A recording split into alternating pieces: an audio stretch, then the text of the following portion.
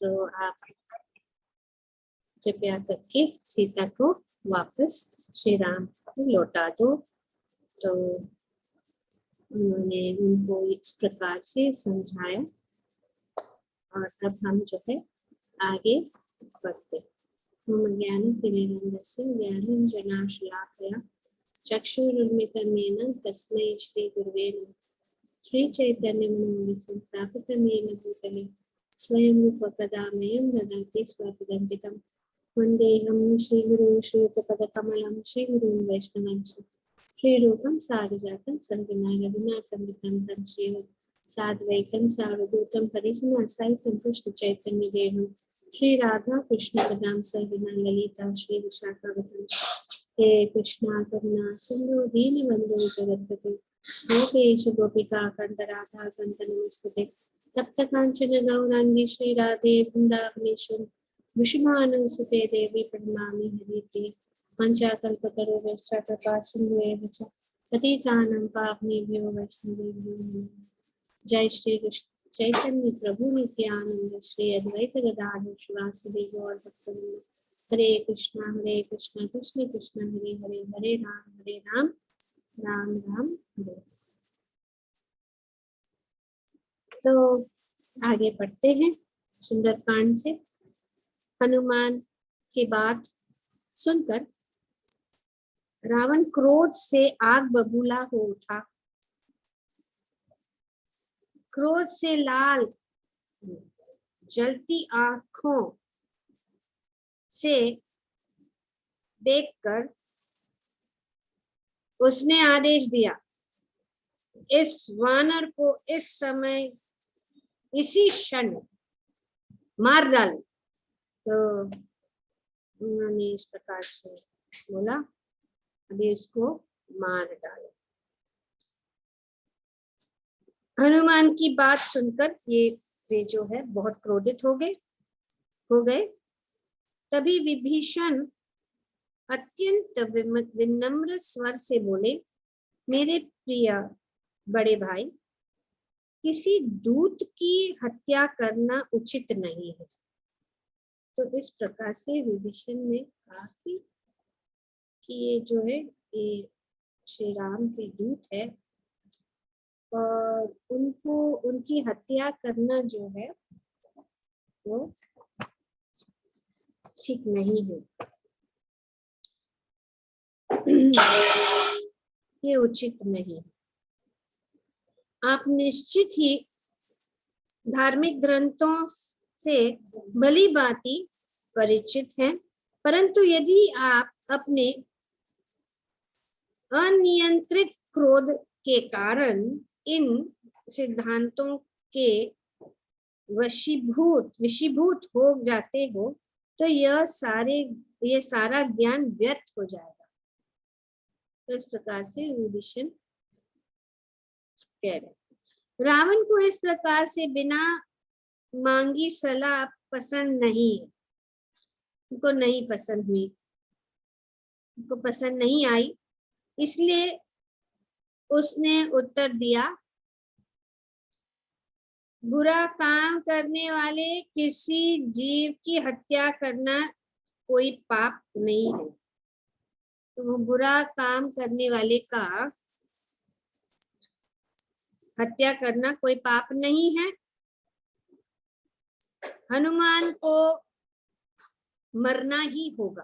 तो रावण ने इस प्रकार से, तो विभीषण ने तर्क किया कि शास्त्रों में किसी दूत की हत्या करने का कोई विधान नहीं है और ऐसी बात अब से पहले कभी नहीं हुई है।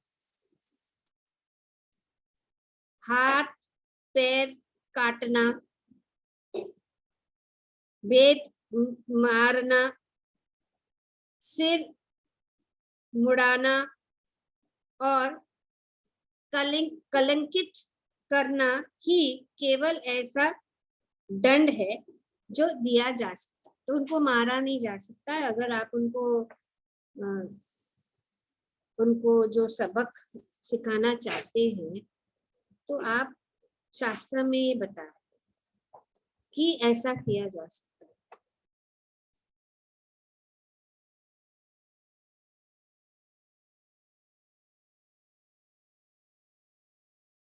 Mate, you're on mute.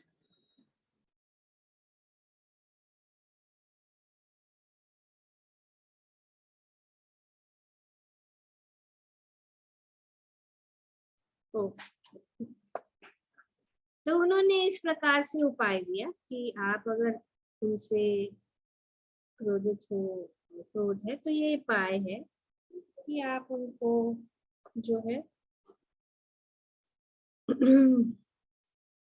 हाथ पैर काटो या उनसे मारो या सिर मुंडवा लो, तो इससे जो है, और या कलंकित करके उसको दे छोड़ दो। तो इस प्रकार से ये वो जो है, ये जो है शास्त्र का विधान। मेरे प्रिय रावण, आपके समान महान शूरवीर और अनियंत्रित क्रोध के वश में हो जाना शोभा नहीं देता। तो उन्होंने इस प्रकार से कहा कि आप तो शूरवीर हैं और इस प्रकार से क्रोध के वश में होना आपको शोभा नहीं देता। मेरा सुझाव है कि आप हनुमान को दूत के रूप में भेजने वाले अपने शत्रु का वध करने का प्रयास करना चाहिए, न ही हनुमान का वध करना चाहिए। तो उन्होंने कहा कि आपके शत्रु का वध करने का प्रयास करना चाहिए, न ही आपको वध करना चाहिए। तो आप राम व लक्ष्मण के साथ युद्ध करने के लिए सेना क्यों नहीं भेजते? क्योंकि वे आपसे बदला लेना चाहते हैं। तो ये दूत का कुछ लेना देना नहीं। आप ऐसे करो कि आप जो है राम और लक्ष्मण के साथ युद्ध करने के लिए सेना भेज दो। अपने पुण्यात्मा भाई की बातों से कुछ प्रभावित होकर रावण ने अंततः थोड़ा नरम होकर कहा, वानर अपनी पूंछ को सदैव अत्यधिक प्रेम करते हैं। तो अभी उनको याद, और एक्चुअली जब हनुमान ने सोचा कि अभी तो पता नहीं कौन सा अंग भंग कर देंगे, तो हनुमान भी अपने पूंछ रावण के निर्णय से पहले हनुमान जो है अपने पूंछ को चूमने लगे। तो रावण को पता ही था कि बानर है, उसको पूंछ से बहुत लगाव है, तो इसे प्रेम है अपनी पूंछ से, तो इसलिए उनकी पूंछ में आग लगा दी दो और मार्ग पर इसका जुलूस निकाल लो, ताकि लोग यह देख सके कि यह कितना शूरवीर है। इसके बाद हनुमान को छोड़ दो, ताकि यह अपने संबंधियों के पास जली पूंछ के साथ लौटने का घोर अपमान सहन करे। तो ये अपमान उनको छोड़ दो, जाने दो उनके संबंधियों के पास। ये आदेश मिलने पर राक्षसों ने हनुमान की पूंछ को चारों ओर सूती कपड़े लपेटे और फिर कपड़ों को तेल से भिगोए। जब पूंछ पर लिपटे कपड़े जलने लगे तो हनुमान ने विशाल रूप धारण करके क्रोध से अपनी पूंछ लहराकर राक्षसों पर प्रहार करना आरंभ कर दिया। तो अभी इस प्रकार से हनुमान ने जो है अपनी पूंछ को जो है लहराकर राक्षसों पर प्रहार करना आरंभ किया। राक्षसों ने किसी तरह से हनुमान को पकड़कर उन्हें और अधिक कसकर बांध दिया, परंतु वास्तव में हनुमान ने उन्हें ऐसे करने दिया क्योंकि वह दिन का भ्रमण करना चाहते थे ताकि वह वहां की किले बंदी को ज्यादा अच्छी तरह से देख सके। तो हम जानते हैं कि हनुमान जो है इसी ये सब कार्य कर रहे, क्योंकि वे पूरे लंका को जो है देखना चाहते थे कि क्या क्या क्या चीजें हैं, क्या क्या चीजें कहाँ कहाँ है, कितने किले हैं, कितने अस्त्र शस्त्र कहाँ रखे हैं, ये राक्षसों का कितना शक्ति है, ये सब होते। शीघ्र ही खुशी से चहकते राक्षस गण हनुमान को मार्ग पर घसीटकर ले जाने लगे और लोगों को घोषणा करके बताने लगे कि उन्होंने एक गुप्तचर को पकड़ा है। बंदी को देखने के लिए सभी स्त्री, बच्चे और वृद्ध बाहर निकलकर आने लगे। तब राक्षसी पहरेदारों ने सीता को हनुमान की दयनीय दशा के बारे में सूचित किया। अभी माता सीता को भी इन्होंने बताया कि क्या हो रहा है। यह समाचार सुनकर सीता अत्यंत दुखी हो उठी और उन्होंने अग्निदेव का ध्यान करके उनसे प्रार्थना की, यदि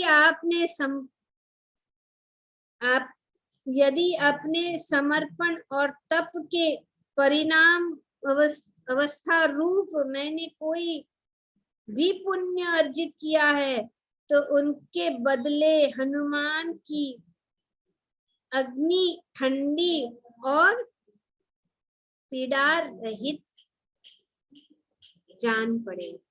तो सीता माता ने प्रार्थना की अग्निदेव को, ये अग्नि जो उनको पूछ के ऊपर बांधी हुई जो है कपड़ों के कारण उनको जो ठंडी पहुंचे, ठंडी और पीड़ा रहे। ठीक तभी सीता द्वारा जलाकर रखी जा रही आहुति अग्नि मध्यम जलने लगी। तो उसी समय जैसे ही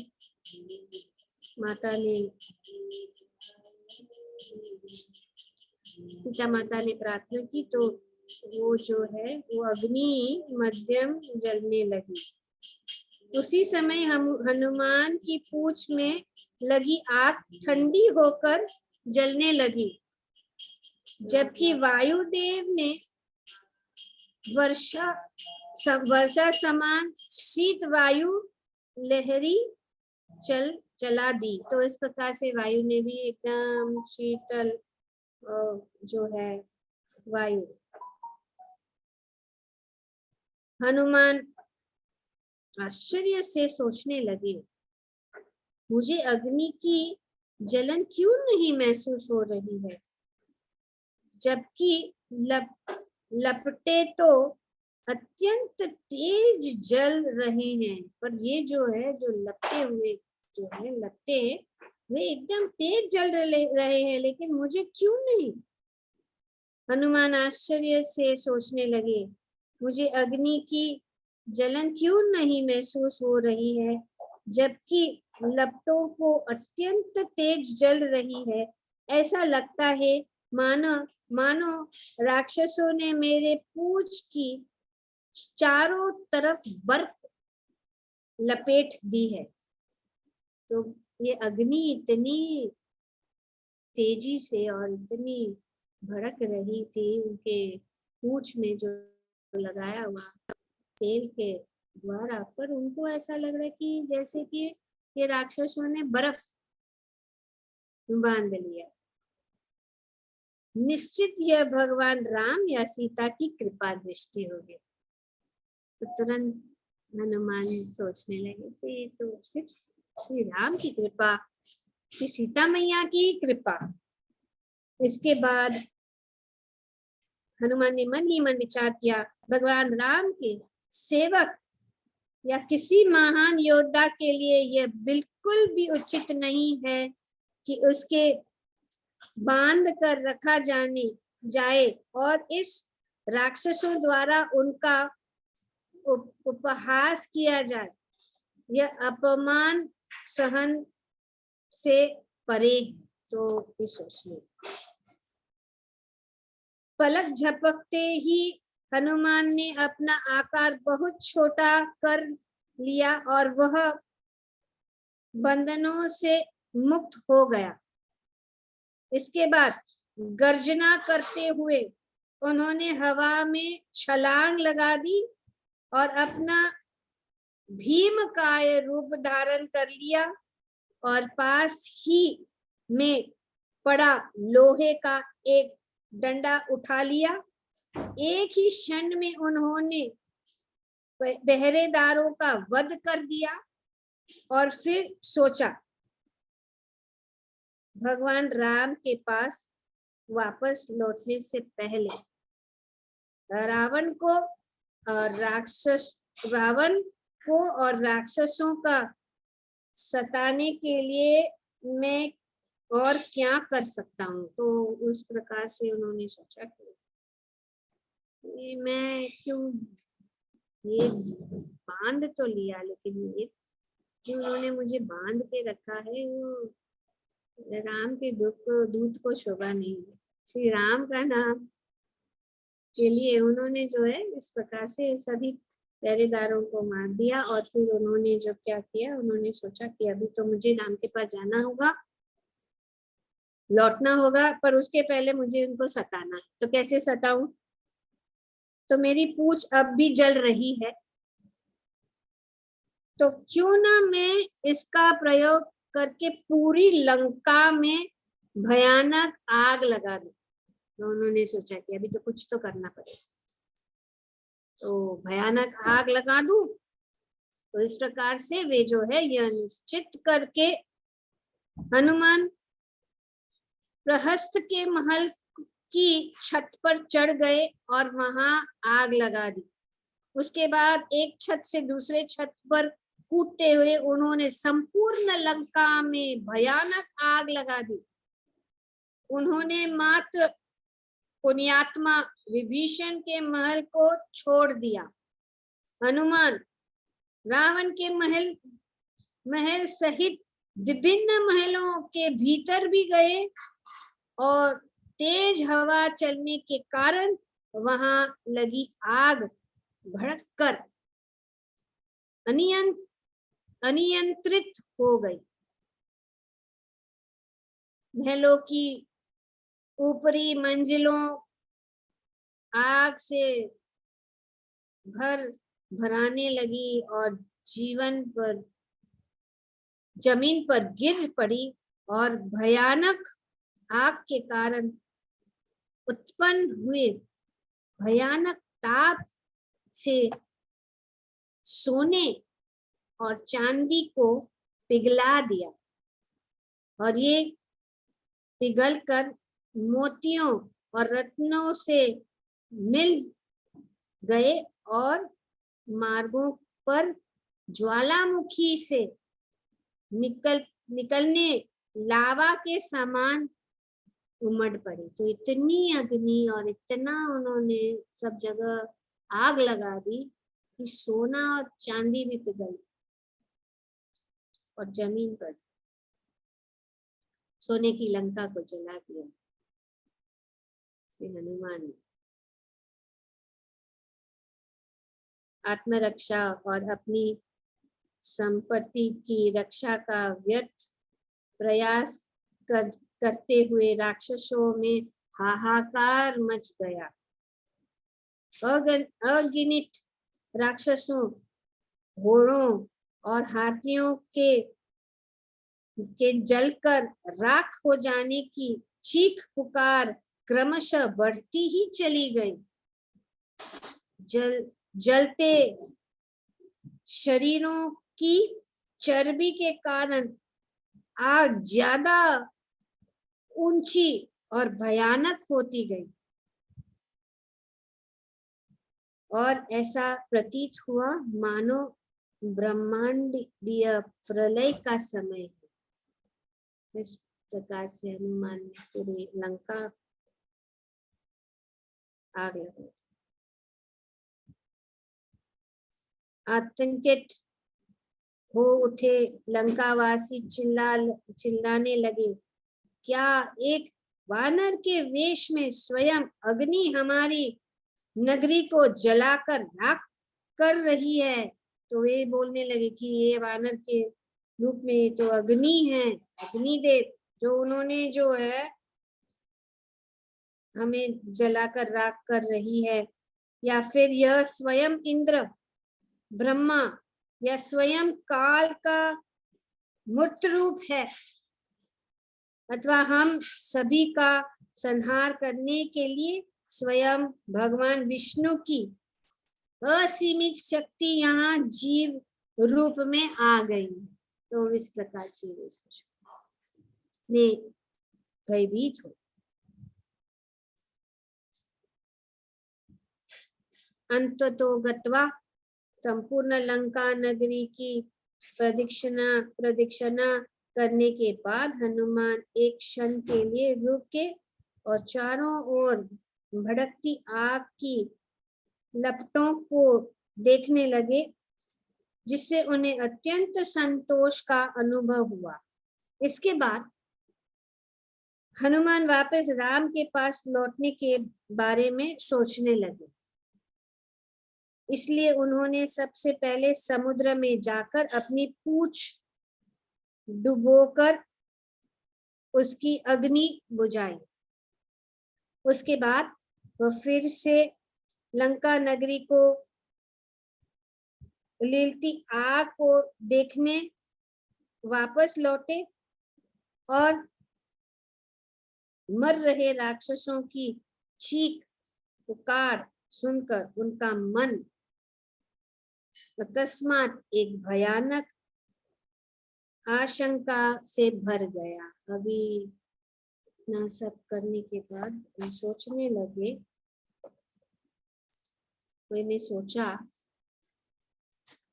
कि मैं भी कितना मूर्ख हूँ जो मैंने लंका नगरी को आग लगा दी। यदि सीता भी इस आग में जल गई तो क्या होगा।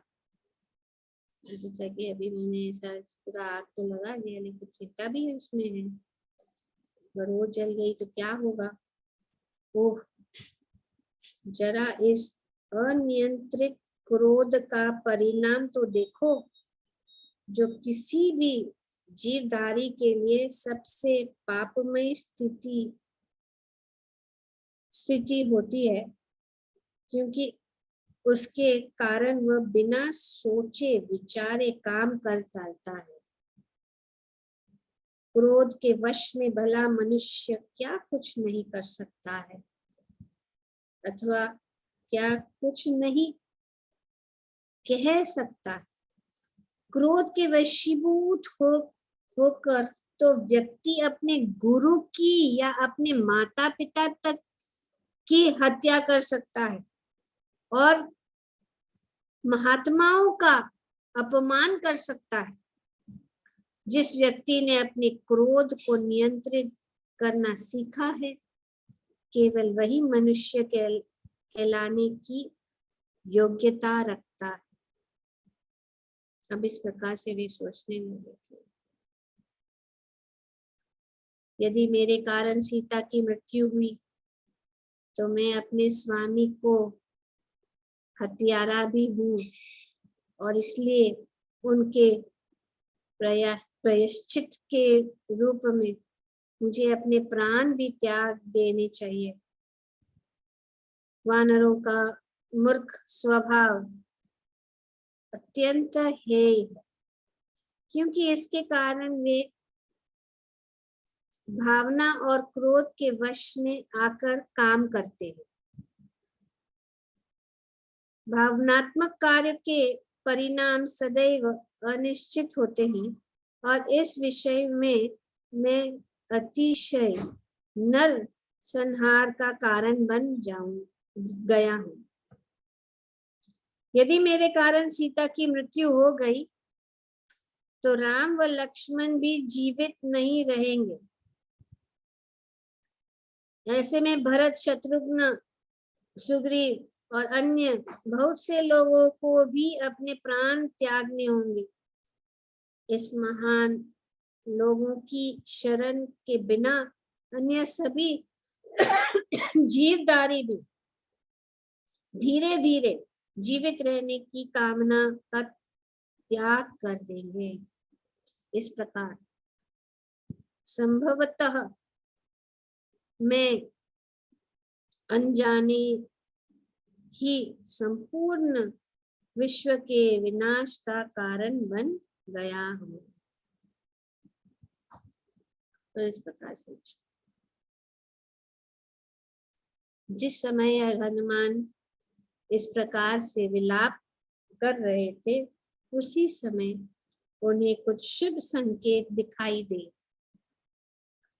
तब उन्होंने निष्कर्ष निकाला, धर्मपरायण सीता को कोई भी हानि नहीं पहुंच सकती। अभी तब सीता मैया ने ही इस अग्नि को शांत करने के लिए जो है, उनको पता नहीं है, लेकिन यही तो सीता मैया को कोई कैसे हानि पहुंच सकती। तो धर्मपरायण सीता को कोई भी हानि नहीं पहुंच सकती है। आखिर भगवान राम की कृपा दृष्टि के कारण ही मुझे अग्नि की तपिश तक का अनुभव नहीं हुआ, तो भला उनकी प्रियतमा की बात ही क्या करे। बोले उनकी कि प्रियतमा की बात ही क्या करे, जब श्री राम ने ही इतने ये अग्नि उनकी कृपा। तो सीता के चरित्र की पवित्रता ही उनकी रक्षा करने के लिए स्वयं में पर्याप्त है। हनुमान कह कि सीता की जो पवित्रता वही उनकी रक्षा करने की पर्याप्त है।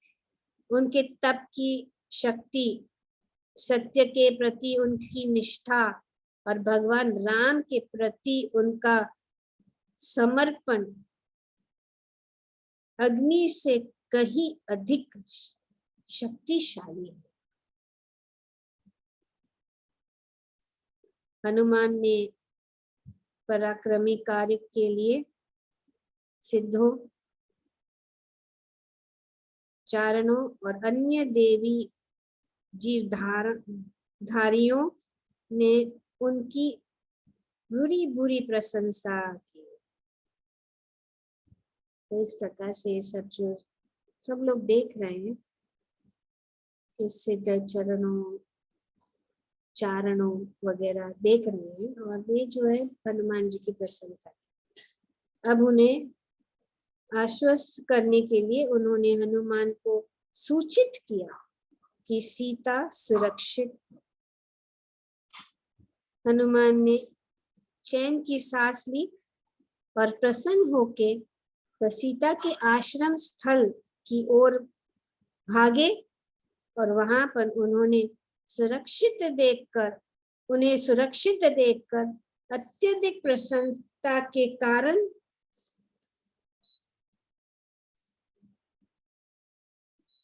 उनकी आंखों से अश्रुधारा वह निकली। तो इस प्रकार से जो है हनुमान ने सीता मैया को सुरक्षित देखकर बहुत प्रसन्न हो गए और उनके नेत्र से आंसू निकले। सीता बोली, मेरे प्रिय हनुमान, दया करके केवल एक दिन और यहाँ पर रुक जाइए। आपके सानिध्य में अथाह दुख से पीड़ित मेरे मन को आराम मिलता है। तो हनुमान से सीता मैया फिर से बोल रही है कि आप रुक जाइए, आपका वापस पहुंचना अनिश्चित है, और इस प्रकार भयानक कष्ट के कारण मेरा जीवित रहना भी अनिश्चित है। मुझे ऐसा लगता है कि राम, लक्ष्मण और वानरगण कभी भी समुद्र पार नहीं कर पाएंगे, परंतु फिर भी आप राम से अनुरोध करना कि वे शीघ्र ही यहाँ आए और मेरा उद्धार करें, क्योंकि मुझे नहीं लगता कि ऐसी विकट स्थितियों में मैं बहुत लंबे समय तक जीवित रह सकूंगी। हनुमान ने सीता को तसल्ली देने का प्रयास करते हुए इस बात के प्रति आश्वस्त किया कि राम निश्चित ही उनकी रक्षा करेंगे। इनके बाद वहां से प्रस्थान करने का मन बनाकर हनुमान अरिष्ट पर्वत के शिखर पर चढ़ गए। अपने उद्देश्य के सफलतापूर्वक पूर्ण हो जाने के बाद राम के पास वापस लौटने की अत्यंत उत्कंठा के कारण हनुमान अपने पैरों के दबाव से पर्वत के चूर चूर करते हुए शीघ्र आगे बढ़ने लगे। जब हनुमान ने अपना भीम रूप धारण किया तो पर्वत ऐसे ढहने लगा कि वहां रहने वाले गंधर्व और जीव जंतु भयभीत होकर चारों ओर भागने लगे। जब हनुमान ने वापसी की महान छलांग लगाई तो वह उच्च पर्वत भर भराकर ढक पड़ा और धरती में मिलकर समतल हो गया। इसके बाद हवा के उड़ते हुए हनुमान ने एक बार फिर आदर स्वरूप मैनाक पर्वत का स्पर्श किया। तो ये मैनाक जो पर्वत था, वापसी में भी उन्होंने जो उनको स्पर्श किया।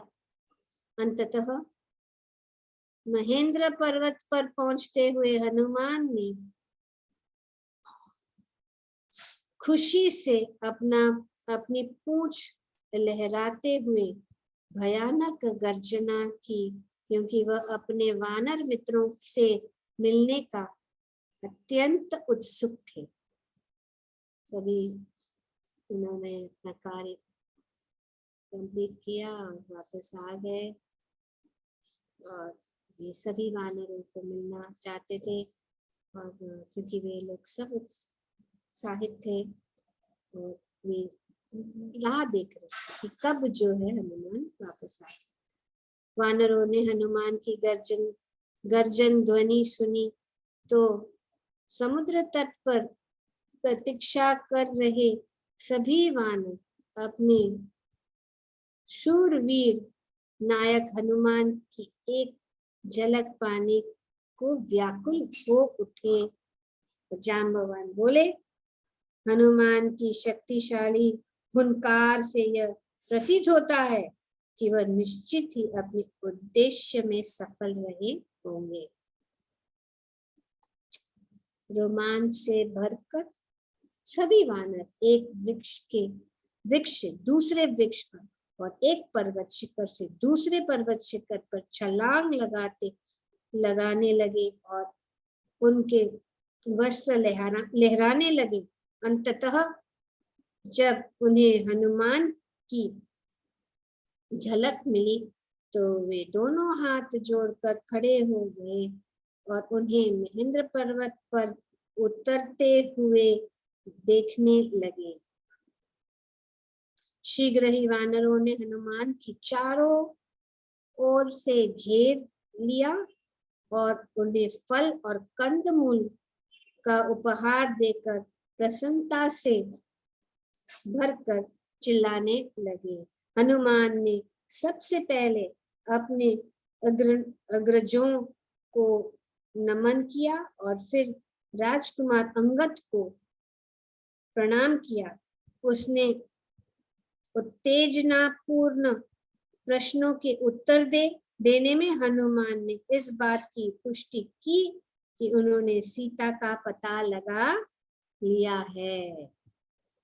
सभी वानर गण सुखी से विभोर हो गए और बार बार हनुमान को गले से लगाने लगे। हनुमान के पराक्रमी कार्य के लिए उन्होंने भूरी भूरी प्रशंसा करते हुए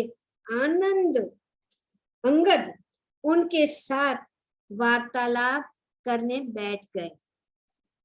जब जाम्बवान ने हनुमान से कहा कि वह लंका के लिए छलांग लगाने के बाद से पूरी कथा उन लोगों को सुनाए, और फिर सभी वानर दोनों हाथ जोड़कर पूरी कथा सुनने के लिए हनुमान के चारों ओर बैठ गए। हनुमान ने पहले मन ही मन सीता को नमन किया और फिर सभी सबको कथा सुनाने लगे।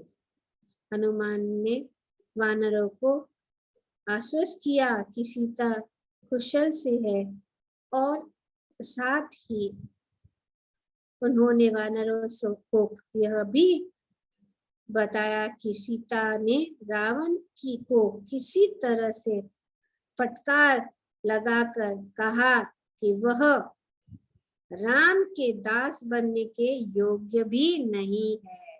तो इस प्रकार से हनुमान बता रहे।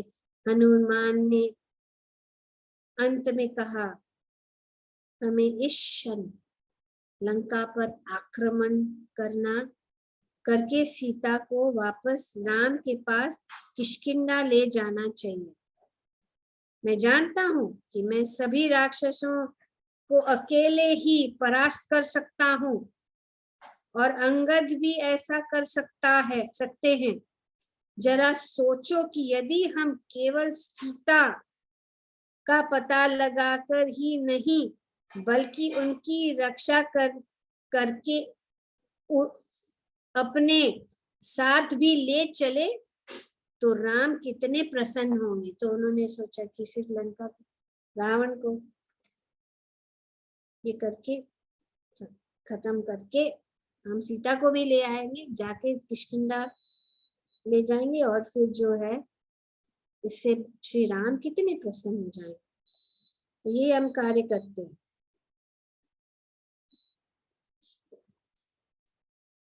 तो मैं सीता को अपने साथ यहाँ ला सकता हूँ, परंतु उनकी आज्ञा नहीं होने के कारण मैंने ऐसा नहीं किया। अंगद बोले, एक बार अश्विनी कुमारों के प्रति आदर की भावना से ब्रह्मा जी ने अपने पुत्रों मैदा और द्विविद को यह वरदान दिया था कि उन्हें युद्ध में नहीं मारा जा सकता है। इसलिए ये प्रतापी वानर देवताओं की संपूर्ण सेना को परास्त करके बलपूर्वक अमृत पीने में सफल रहे थे। क्योंकि वे हमारे साथ हैं, इसलिए मेरा विचार से यह आसानी से रावण को परास्त कर सकते हैं। अभी ये साथ में है हमारे साथ, ये दो कौन है, मैदा और द्विविद। अंततः हमें बिना विलंब किए लंका पर आक्रमण कर देना चाहिए और सीता की रक्षा करके उन्हें राम के पास ले चलना चाहिए। तो अंगद कह रहे, हनुमान सोच रहे कि हमें ऐसा करना चाहिए। तब फिर जाम्बवान, तो यहाँ पे जरूरी वही जो है अनुभवी व्यक्ति होना चाहिए जो लोगों को मार्ग दिखा सकते। तो यहाँ पे जाम्बवान ने कहा कि हे राजकुमार, आपकी योजना में बुद्धिमत्ता का अभाव है। आप यह भूल गए हैं कि हमें केवल सीता का पता लगाने का आदेश मिला, न कि उन्हें वापस लाने के लिए लिए युद्ध करने का। तभी ये लोग सोच रहे कि ना we can take the power in our hands and make the decision. पर यहाँ पे जो है जाम्बवान उनको याद किया कि श्री राम ने क्या किया, कहा है। उन्होंने सिर्फ यही कहा कि सीता का पता लगा कि वो जीवित है कि नहीं। युद्ध करने के लिए नहीं बोला, ना ही उनको वापस लाने के लिए बोला है। अगर ऐसा होता तो वे कहते। मान ले कि यदि हम इसमें सफल भी हो जाते हैं, तब भी मेरे विचार से राम इससे अप्रसन्न ही होंगे, क्योंकि उन्होंने समस्त वानरों के सामने यह शपथ ली थी कि वह रावण का वध करके सीता का उद्धार करेंगे। अंगद, हनुमान और अन्य वानरों ने जांबवान की सलाह स्वीकार कर ली और फिर अधिक वाद विवाद किए बिना वे किष्किंधा को वापस लौट गए। तो तुरंत उन्होंने कहा कि समय नहीं वेस्ट करना इन सब बातों में, किष्किंधा वापस। रास्ते में वानर मधुवन पहुंचे, जो कि सुग्रीव के अधीन एक उद्यान था और स्वर्ग के समान सुंदर और परिपूर्ण था। शहद पीने के लिए उत्सुक वानरों ने आनंद से कुछ देर वहां पर रुकने का अनुरोध किया। तब वे बोले कि चलो, इतना अच्छा उद्यान है, सुग्रीव का था, बहुत सुंदर है, स्वर्ग के समान। कुछ ही समय वहां पर रुकने के दौरान वानरों ने तृप्त होकर फल, कंदमूल खाए और शहद पिया, और इससे वे नशे में चूर हो गए। हंसते नाचते गाते उन वानरों ने अत्यंत उधम मचाते हुए मनोरंजन किया, जिससे कि वह सुंदर उद्यान उजाड़ हो गया, उजाड़ दिया उन्होंने पूरा। जो वानर घुस गए वहां पे उद्यान में, उन लोग नाचते कूदते। और तो यह देखकर उद्यान का प्रभारी दधिमुख अत्यंत क्रोधित हो उठा। जब उसने वहां पहुंचकर वानरों को यह सब बंद करने को कहा, तो वानरों ने कटु शब्द कहकर उसे अपमानित किया। अभी जो वहां पे देखभाल कर रहा था, उनसे उनको वानरों को रोका है कि आप ऐसा ये मत करो, रोक दो ये। तो वानरों ने क्या किया, कटु शब्द कहकर उसे अपमानित किया। उद्यान के पूरी तरह उजड़ने से बचाने के लिए दधिमुख ने कुछ वानरों को फटकार लगाई, कुछ को शांत करने का प्रयास किया और यहाँ तक कि कुछ वानरों को अपने हाथों से मारा भी। परंतु इसके कारण नशे में चूर वानर और अधिक क्रोधित हो उठे और उन्होंने लात व गुस्से से उसे मारा, दांतों से काटा और अपने पंजों से उसे नोचा। तो ये वानरों ने इस प्रकार से जो है सुग्रीव के ये प्रभारी दधिमुख को इस प्रकार से उन्होंने मारा। और उसके बाद हनुमान ने वानरों को यह कहकर उत्साहित किया कि जैसे चाहे आनंद मनाओ, यदि कोई तुम्हें रोकने टोकने का प्रयास करेगा तो उससे मैं निपट लूंगा। तो हनुमान ने कहा कि आप लोग मजा करो, आनंद करो, जो भी करना है आनंद से खुशी से रहो, यहाँ पे मैं हूँ आप लोगों के साथ। और अंगद ने भी हनुमान के सुर में सुर मिलाया और इसके कारण उद्यान की खाद्य वस्तुओं का मन चाहा आनंद उठाकर उसे उजाड़ बनाने से रोकने के लिए अपने बलों सभी रक्षसों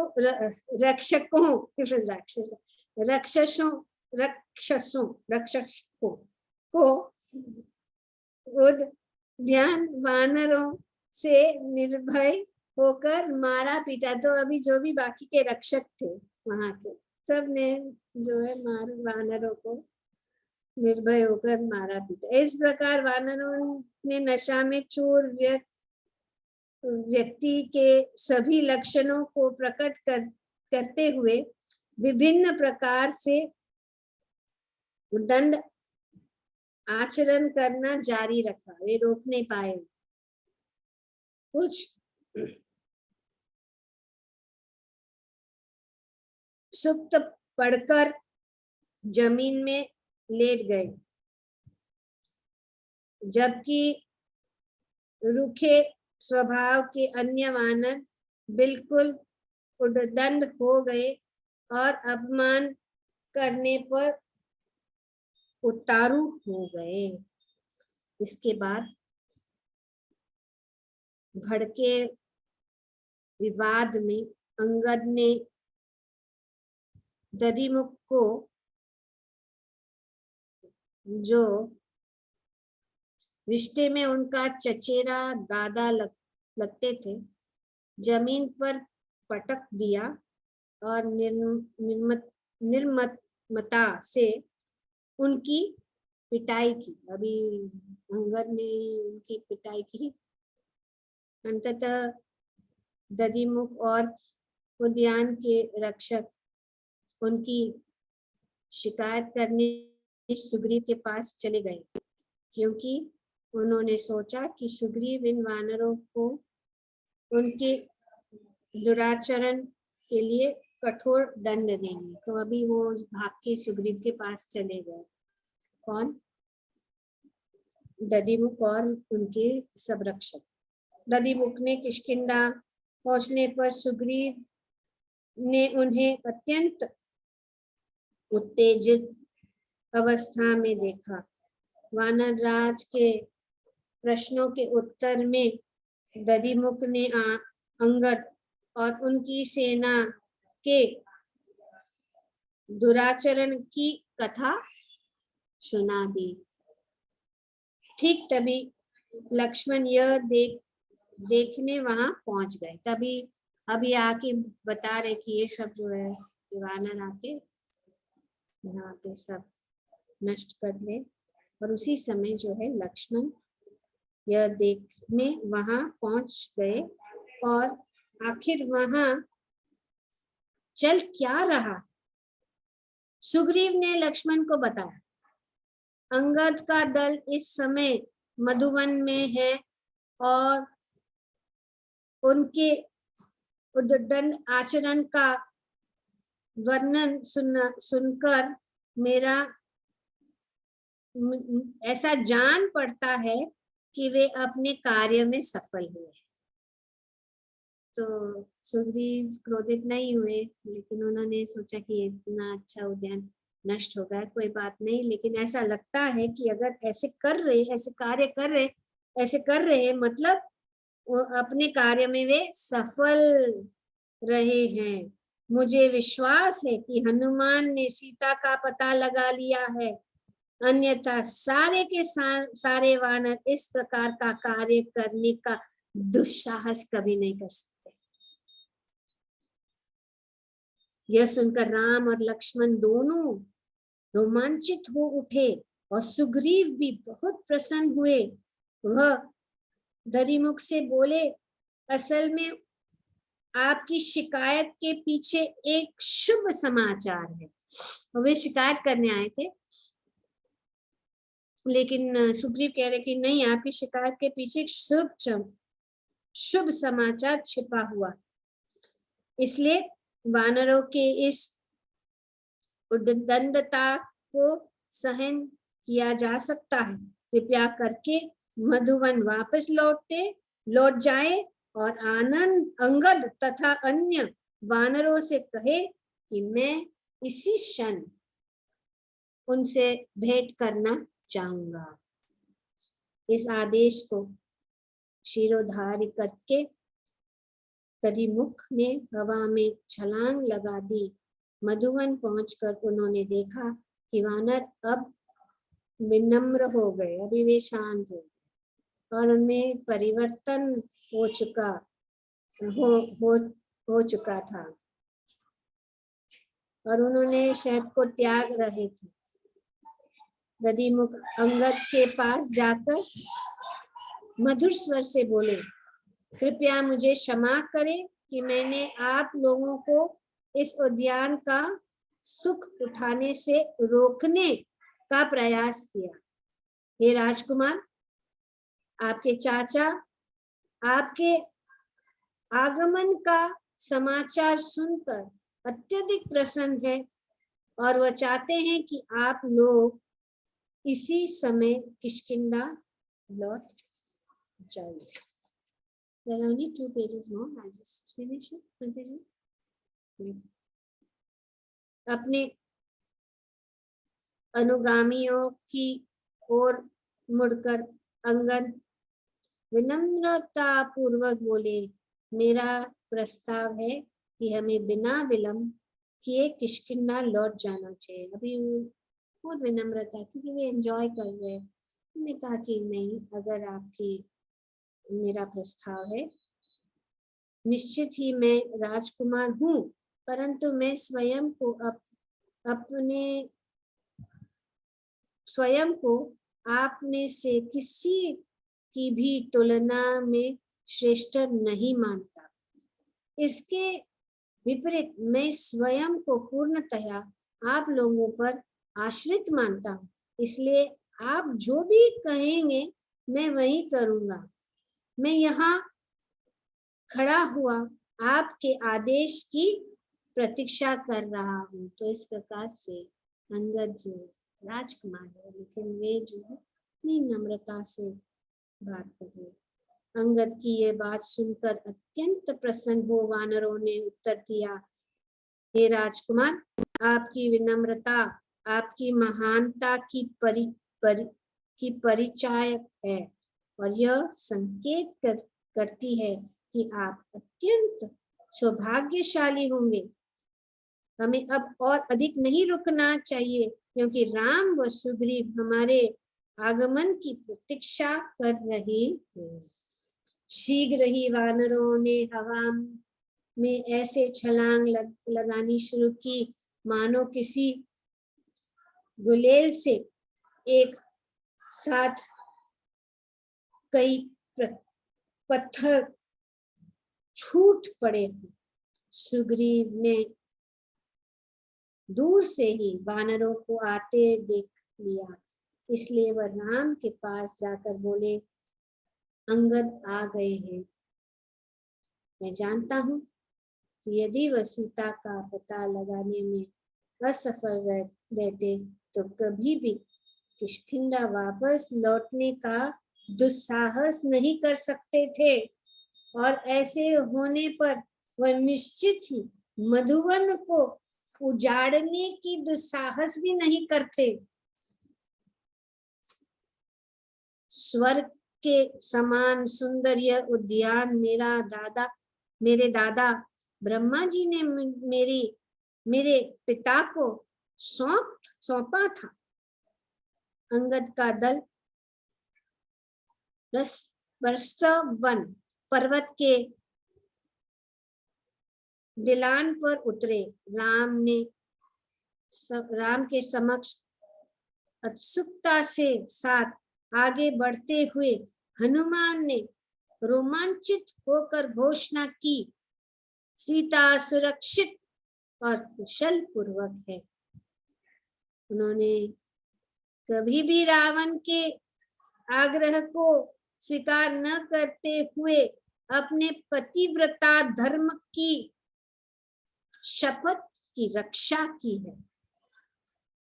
यह सुनकर राम ने अत्यंत प्रेम और आदर मिश्रित दृष्टि से हनुमान को निहारा। वानरों ने सुग्रीव, राम व लक्ष्मण को सादर नमन किया।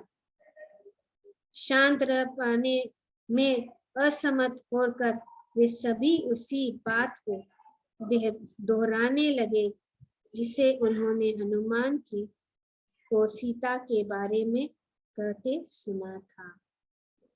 अंततः जब वानर शांत हुए तो राम बोले, मुझे रावण के राज्य का सही सही पता बताओ और सीता के बारे में और अधिक समाचार सुनाओ। मुझे बताओ कि मेरे बारे में अब उनके वास्तव में क्या विचार है। अभी राम सोच रहे हैं कि अभी सीता क्या सोच रही है, मेरे बारे में क्या सोच रही है। वानरों ने हनुमान को आगे की ओर धकेला ताकि वह प्रामाणिक उत्तर दे सके। हनुमान ने पहले दक्षिण दिशा में झुककर प्रणाम किया और फिर सीता का पता लगाने तक की पूरी कथा कह सुनाई। हनुमान ने राम को सीता के मस्तक पर सुशोभित होने वाला रत्न दिया और बोले, महाराज जनक की पुत्री तनिक भी विचलित हुए बिना पूर्णतः आपके प्रति समर्पित है।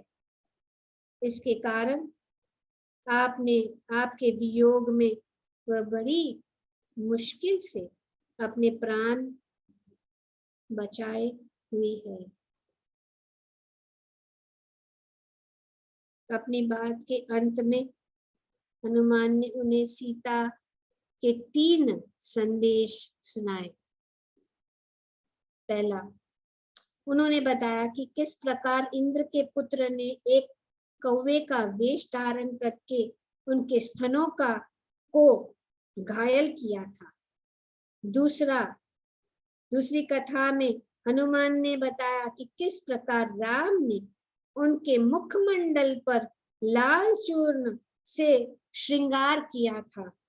और तीसरा बात, उन्होंने सीता की उस वचनबद्धता के बारे में बताई कि यदि राम 1 महीने के अंदर उनका उद्धार करने नहीं आते तो राक्षसियों द्वारा दी जाने वाली निरंतर प्रताड़ना के कारण वह निश्चित ही अपने प्राण त्याग दे।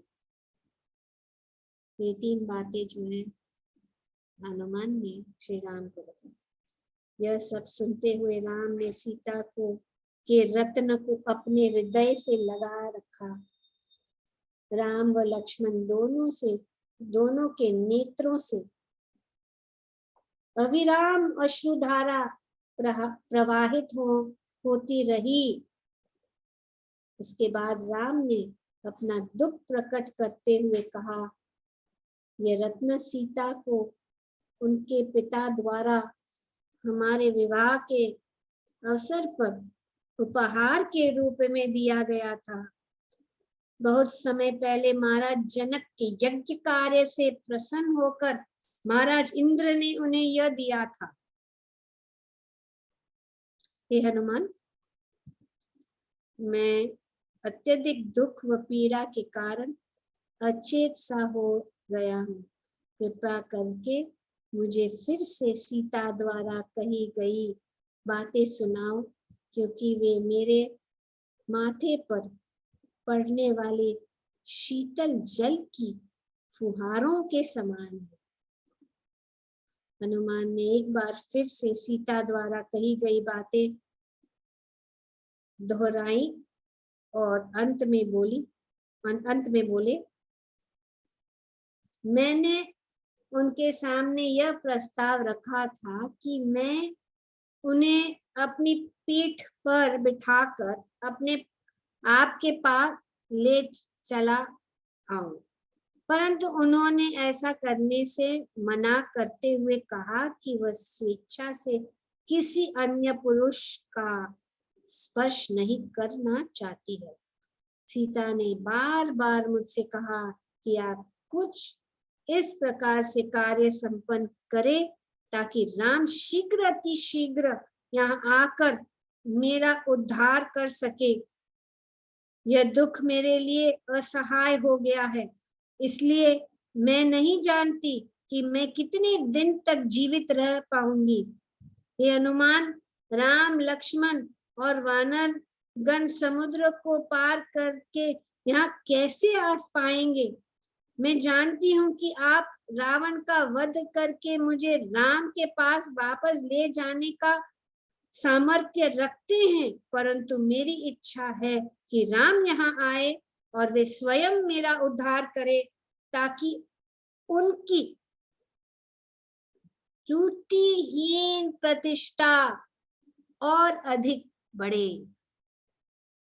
मैं राम के पास उसी प्रकार से वापस नहीं लौटना चाहती हूँ जैसे कि मुझे लंका लाया गया था, अर्थात मैं किसी अन्य पुरुष के साथ वापस नहीं जाना चाहती। मैंने सीता को आव्यस्त किया कि अन्य वानरगण मुझसे श्रेष्ठतर है और वे आसानी से समुद्र पार करके लंका आ सकते हैं।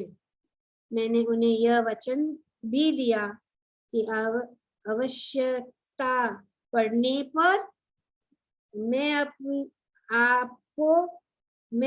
आपको व लक्ष्मण को अपनी पीठ पर ले जाऊंगा।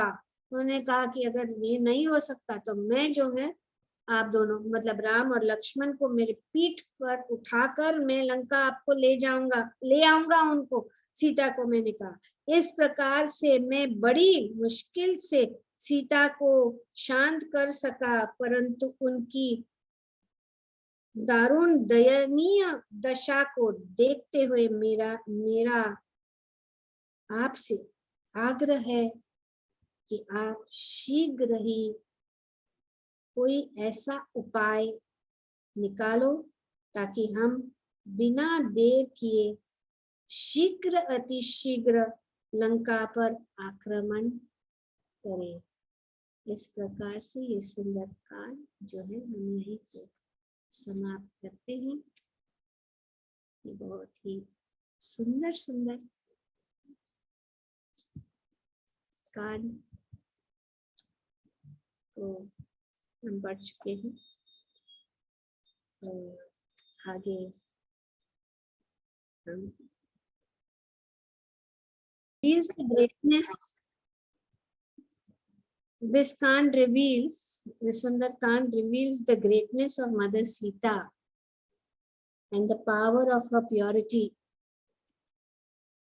which is why Valmiki refers to the Ramayana as Sitaya Charitam Mahat, or a book that extols the virtue of Sita.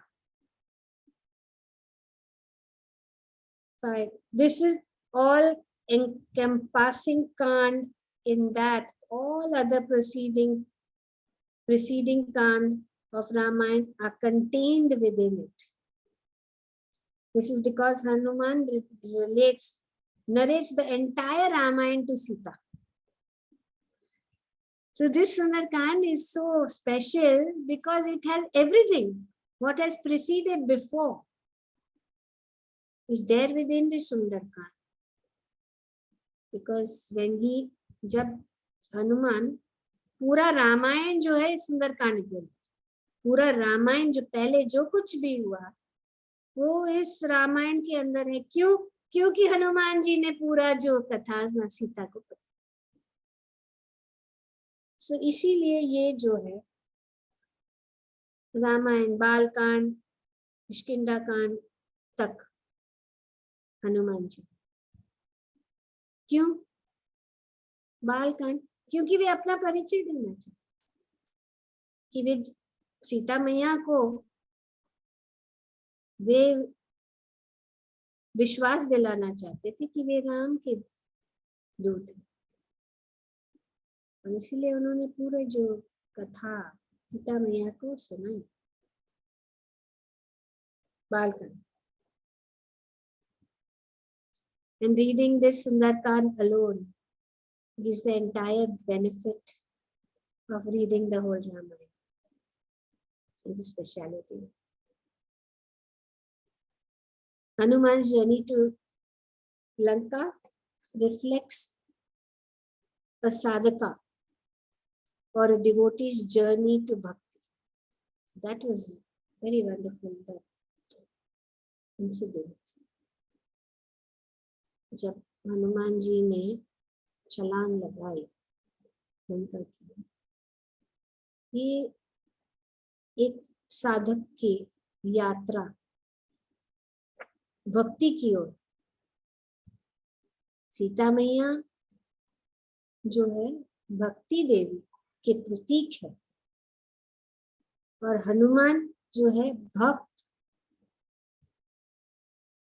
के रूप में भक्ति की खोज में ये यात्रा। Sita represents Bhakti Devi and Hanuman represents a Bhakt in search of Bhakti. By carefully observing his journey, one learns about the various obstacles one encounters in one's journey to find Bhakti. Hanuman had to face demons who symbolize the bad habits and negative thoughts that come as obstacles. This Khan makes an example of Hanuman to show one how to deal with each obstacle that one faces along the path of bhakti. Hanuman is a perfect yogi who uses karma yoga, jnana yoga, and bhakti yoga all to his advantage. As he performs his seva to his master Lord Ram, he uses various yogas at different times. When he becomes massive and lightweight to burn the city of Lanka, he is a karma yogi. When he increases his size and weight to fight demons in the ocean of Lanka, he is an expert in Gyan Yogi. Expert Gyan Yogi. When he becomes tiny to enter Lanka, he does so as a Bhakti Yogi. And he makes himself extremely tiny in front of Mother Sita. It is a symbol of total surrender. Only Hanuman knows how to use the best of all avenues in the service of. And Sundarkand is about our purpose in life, our own search for a goal in life. Hanuman shows us that the goal of life is Sita, who is for whom he is searching for in this Kand. So this is one of the lessons कि हनुमान हमें ये शिक्षण दे रहे कि जो हमारा उद्देश्य है कि हमारे गंतव्य तक पहुंचना, हमारे गंतव्य क्या है? सीता में। और वे इस कांड में सीता मैया की खोज में जो भक्ति दे, तो एक भक्त के लिए और ज्ञानी, फॉर अ ज्ञानी सीता इज शांति और piece. For a Jnani, Sita is Shanti or peace. For a devotee, Sita is Bhakti. She is Adi Shakti or subtle strength for the yogis. And the truth is that everyone is in search of Sita, which is Bhakti. So this Sundarkand is very beautiful. Many lessons. बहुत सारे जो है शिक्षण हमने इस सुंदरकांड में पाए. बहुत बहुत धन्यवाद आप सबका. थोड़ा 15 मिनट और हमने ले लिया है ताकि हम इसको कंप्लीट करें. Thank you very much. Hare Krishna. तो